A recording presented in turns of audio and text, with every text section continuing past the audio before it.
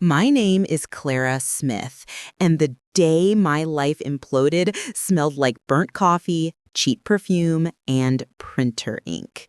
For 27 years, I walked through the revolving glass doors of TitanVale Industries, a technology manufacturing giant sitting on the edge of the city like a chrome fortress. People joked that the building looked like it could swallow you whole if you weren't careful. They were right. I joined as a junior logistics analyst at age 21. Back then, the place buzzed with ideas, teamwork, possibility. You could walk through any floor and hear brainstorming sessions, laughter, or engineers arguing lovingly about which processor was the future. We believed in the company. I believed in it. I gave TitanVale the best years of my youth.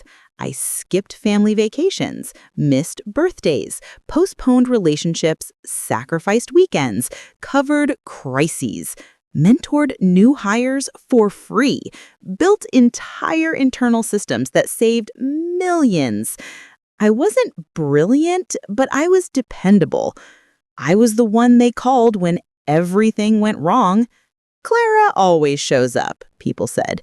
My reliability was my reputation, and reputation is currency in corporate life. Or so I thought. The new CEO. Everything shifted the day Marjorie Hale took over. Slick black bob, ice blue eyes, tailored suits sharp enough to cut glass, a voice so calm it almost felt dangerous. She came from some cutthroat investment firm where employees whispered that she'd once fired a man during his honeymoon for missing a meeting. That's illegal, I had said. So is having emotions in her presence, someone joked. Our old CEO believed in loyalty, but Hale, she believed in efficiency. She fired 32 people in her first week. Corporate restructuring, she called it. Cleaning the rot, she called it.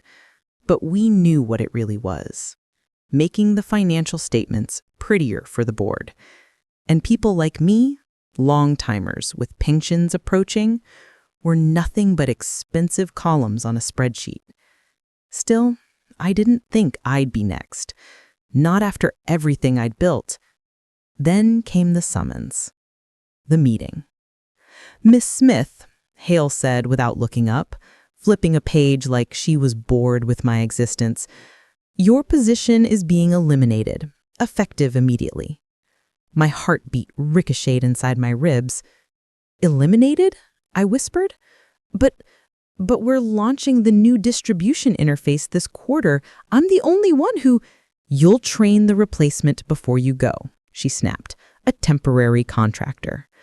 "But why now?" I asked, my voice trembling. "My pension review is—" Hale finally looked up. Cold, smirking, predatory. "Yes, I'm aware. 25 days. She said it slowly, like savoring it, a predator tasting blood. "Unfortunately," she added, "the company isn't responsible for personal milestones."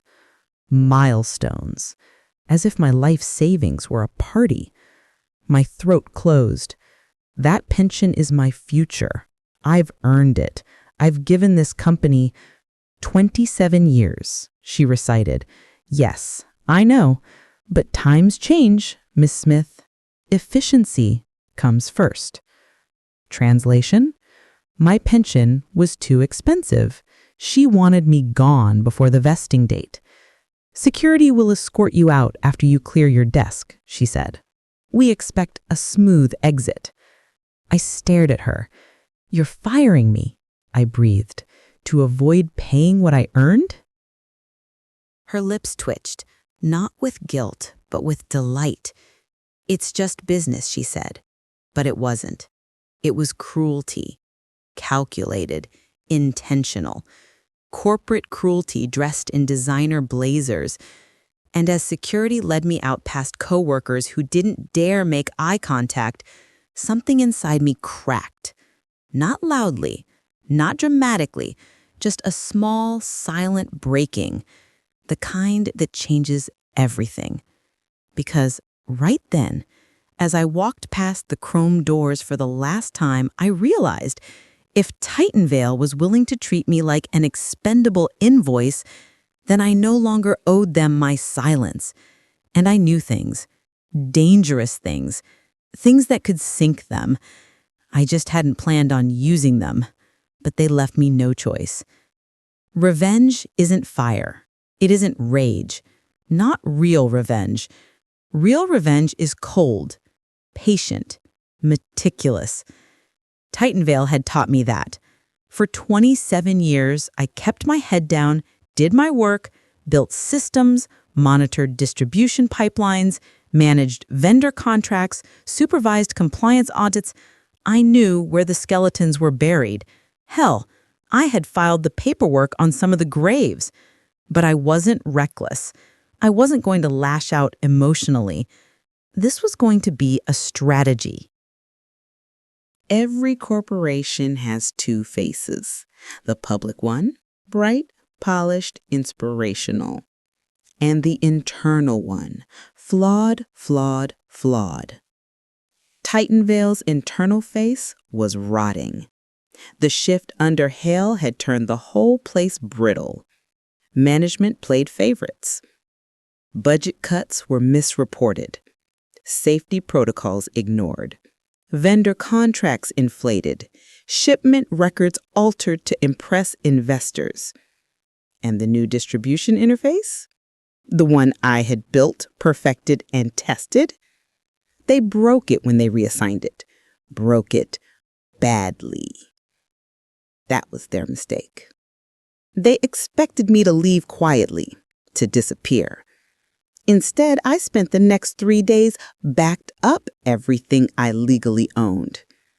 Emails, documents, analytics, time-stamped files, protocol reports, compliance warnings, underpaid vendor invoices, shipment discrepancies, and internal communications showing Hale approved things he shouldn't. I didn't steal company property. I kept the digital receipts of what I created. And what I created was enough to ignite a corporate wildfire. I wasn't alone. Dozens of employees Hale had mistreated reached out to me, quietly, anonymously. Some were fired, some were demoted, some were still inside and terrified. Each had a puzzle piece. Together, we had the whole picture. A picture that spelled out fraud. Every corporation fears 3 things: regulatory audits, shareholder lawsuits, and public whistleblowing. TitanVale was vulnerable to all 3, especially number 3, because investors loved them, but investors also loved liquidity. A single scandal could crash stock, and Hale, the queen of efficiency, would be the first head they cut. In every revenge story, there is a turning point. Mine happened on a rainy Tuesday morning. I walked into the Department of Corporate Oversight with a sealed binder and a calm smile. The officer assigned to me flipped through the first 10 pages and went still. By page 20, he whispered, "How long has this been happening?" "Years," I said.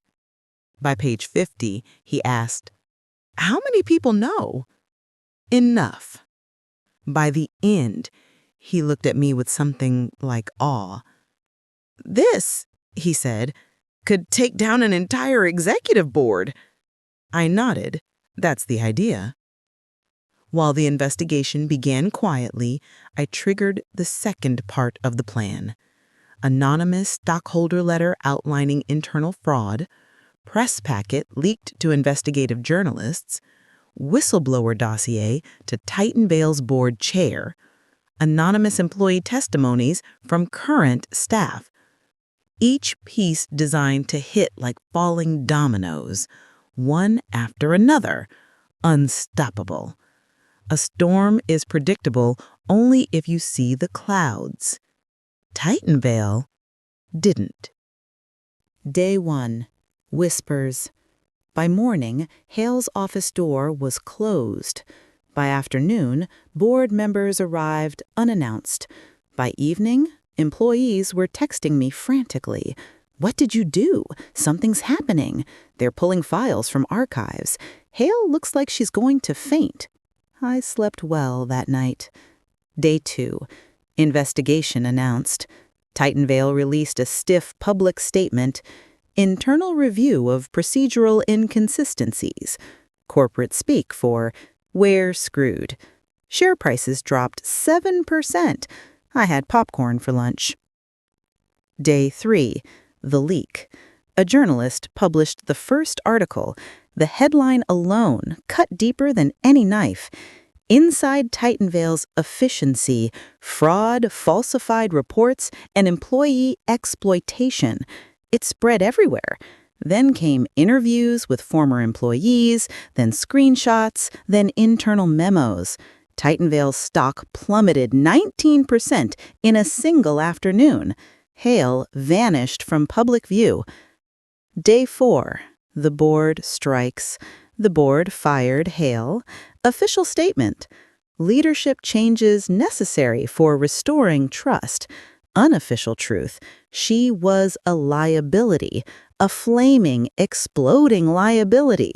I wondered if she remembered firing me with that smug little twist of her lips. It didn't matter. Her career was over. Day 5. The apology. TitanVale's interim CEO released a public apology. "We failed our employees. We failed our shareholders. We will make amends." And finally, "We especially apologize to longtime team member Clara Smith, whose termination was mishandled and unjust." I didn't expect that, but the best part? They reinstated my pension with back pay, full benefits, and a settlement package larger than any salary I ever earned. People think revenge feels like fireworks. It doesn't. It feels like relief. Quiet, clean, settling into your bones like warm sunlight. I didn't want to destroy the company I had given my youth to, but they forced my hand. They wrote my exit story. I simply edited the ending. Now, I wake up when I want. I volunteer. I travel. I rest. I breathe. I remember Hale's words. "It's just business." Turns out, she was right. Because when the smoke cleared, my life was rebuilt, and TitanVale was ashes. If you enjoyed this story, please like the video and subscribe to Clara's Revenge for more powerful stories every day.